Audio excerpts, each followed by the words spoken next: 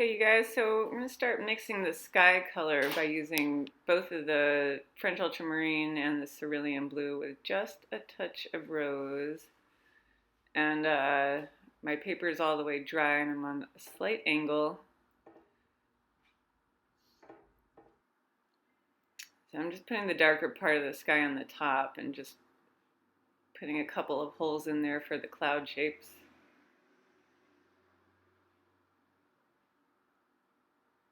And then I'll add more of just the cerulean to the bottom area to get the kind of warmer blue at the bottom and the cooler purple blue at the top. And then have that fade over the tops of those rocks back there. Get the blue inside.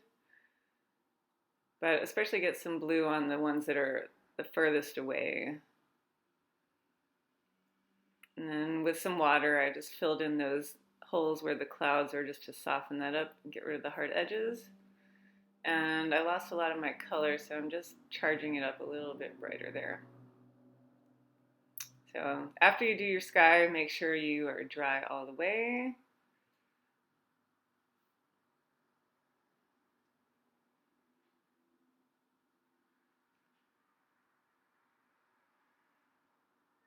And then with water, just fade out your lines so your edges are soft.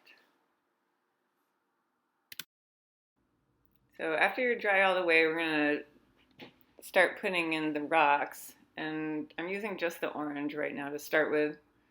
Nice and light.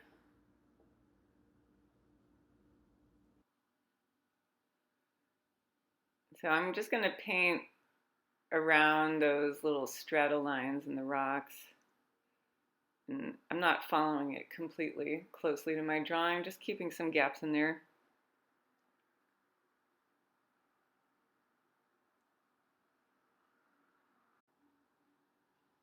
And then just keep pulling that orange all the way across.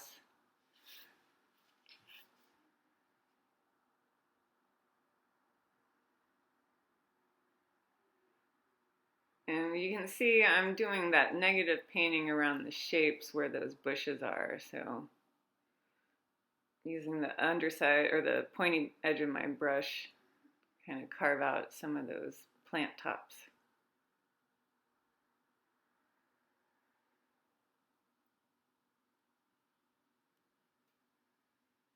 And this foreground rock here has that big patch that's a little bit lighter on it, so I used more of the cerulean to get that kind of light gray color that's on the rocks. And once you go across with the orange, then I've got that cerulean again going into those strata lines so that they're not blaring white. Just soften that a little bit.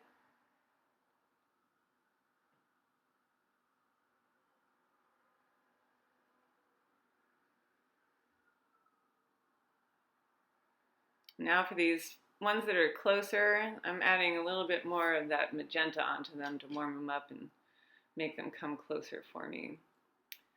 Then I'm going to keep using that magenta for anywhere where I've got some sort of formed shadows in the rocks. We'll come back later for all the darker shadows and the crevices, but right now we're just going to give it a sense of form.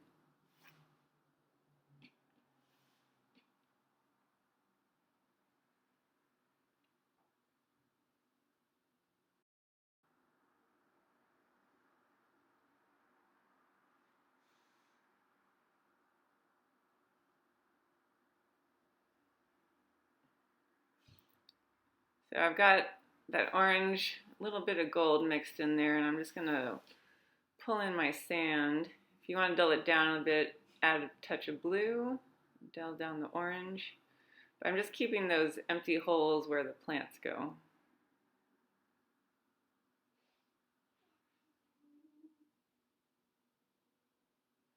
And here I'm just dashing in a little bit of shadow under, kind of like in the rocks with the magenta, we've got some formed shadows in the sand. Make it look a little bit hilly. And then doing all my negative painting inside this tree area where we have that dead log.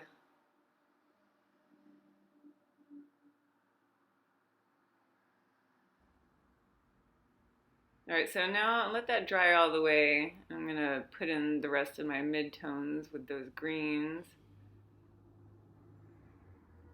But first I'm going to start with just the cerulean and a tiny bit of orange in it because that grays it down, and we'll do the lightest bits, that sort of sage colored stuff that's in there. And while you're doing this, you can kind of scrub into the orange a little bit to adjust your shapes.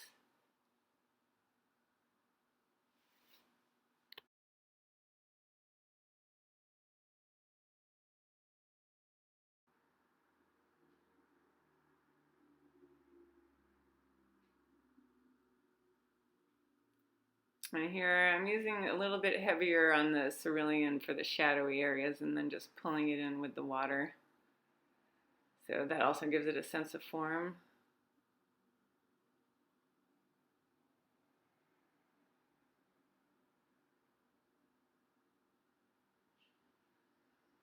Now I've got my greens coming in. I just mixed the gold with cerulean for the lighter blue, or lighter green, and then I mixed the gold with the French ultramarine to get some of the darker greens.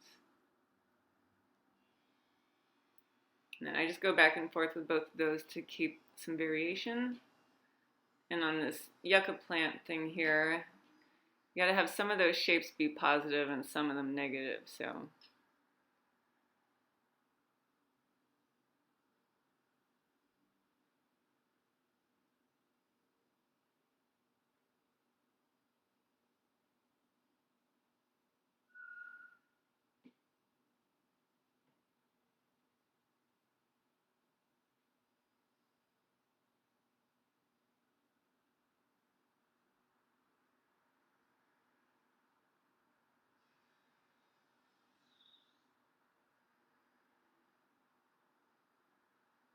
Now I'll pull down the rest of these bushes here and connect things where they need to be connected.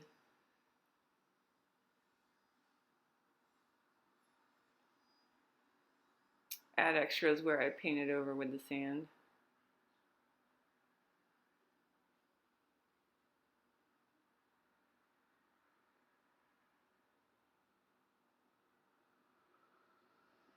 And then that big foreground bush, I'm just kind of dotting some color into it and keeping that kind of loose and abstract down there.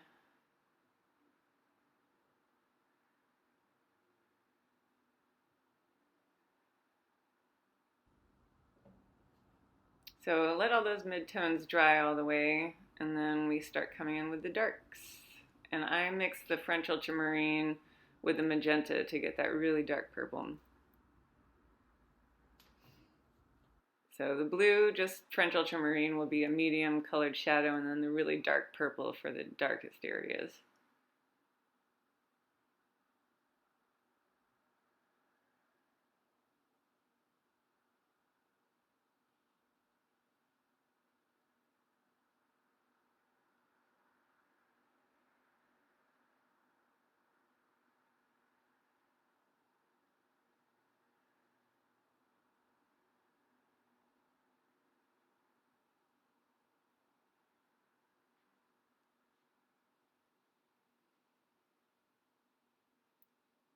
So I usually give it a little bit of a hard edge and then come back with just a damp brush and soften the other side.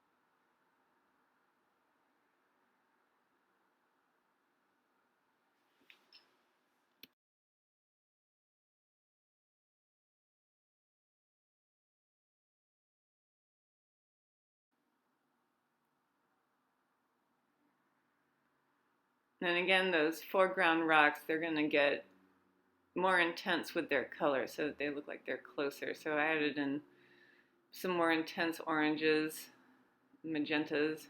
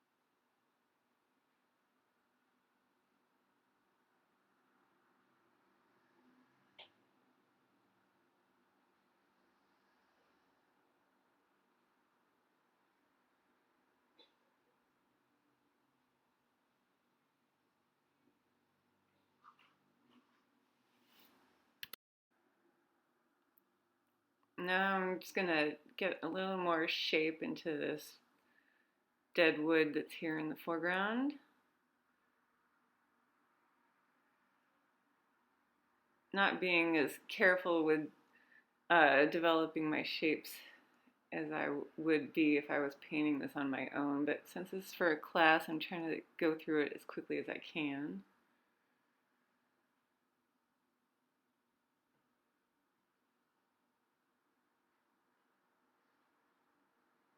This whole area in here is all mostly negative painting.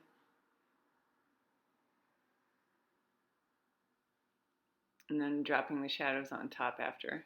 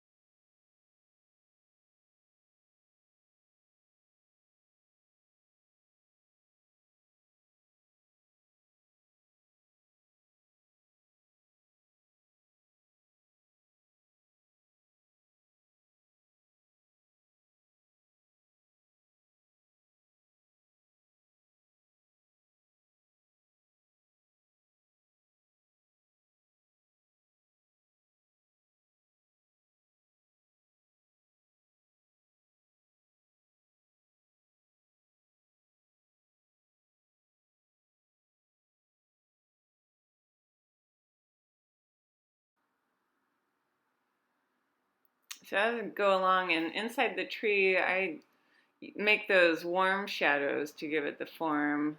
It's already got the cool gray-blue underneath, and then you just give some shape to it by adding those warm shadows, and then drop in the really dark darks for the contrast after.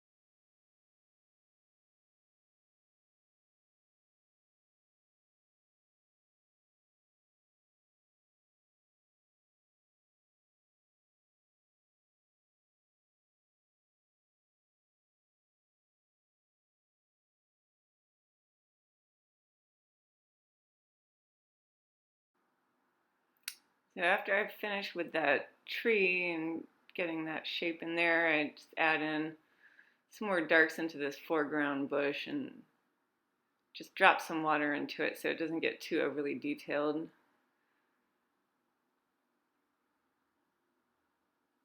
I want the details to fade out around the corners so they're not distracting.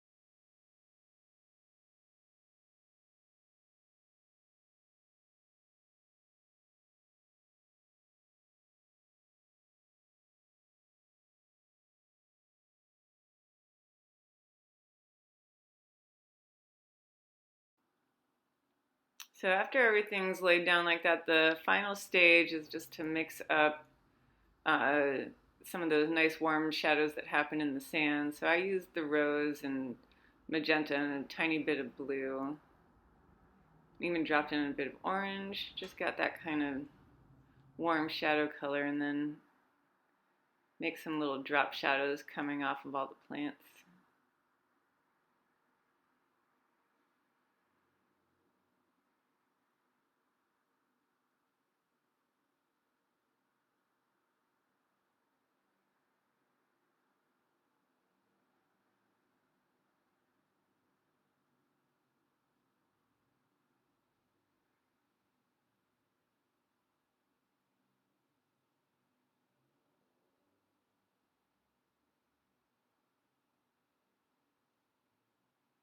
And after you put in those shadows, that's about it.